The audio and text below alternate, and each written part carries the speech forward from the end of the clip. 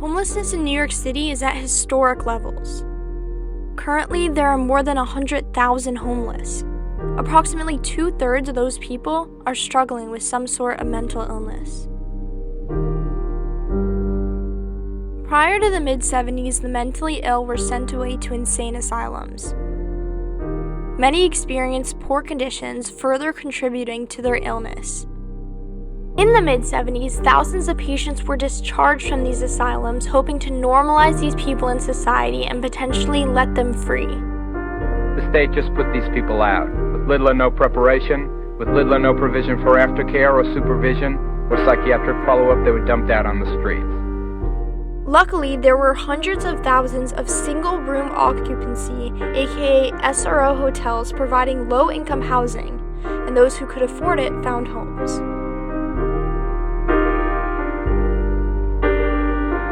There's a person living who lives in this room. For the rest of them, there were limited services, and many ended up on the streets. The SROs didn't last long after the patients were discharged. At around the same time, the city introduced tax breaks for landlords to encourage them to convert SROs into regular apartments. From 1976 to 1981, this program caused 2/3 of the SROs in New York City to be removed and converted. In 1979, the Church of St. Francis of Assisi in New York City purchased an SRO hotel in Chelsea, New York. Although this time, their purpose was to combine housing, medical care, and one-on-one support to keep people struggling with mental health issues off of the streets. Thus, the supportive housing movement was born, and the nonprofit organization St. Francis Friends of the Poor.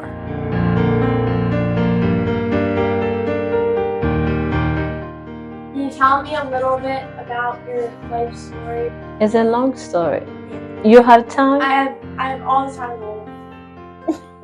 Spent some time in an apartment that was abandoned. I was hospitalized for almost a year. After that, I stayed at a laundromat. After this, I'm sitting outside night and day. It was rough because it was raining a lot and I didn't have a lot of clothes and I felt cold. Sometimes I feel like to kill myself.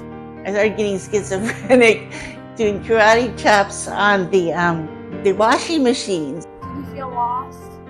Yeah, I felt very lost.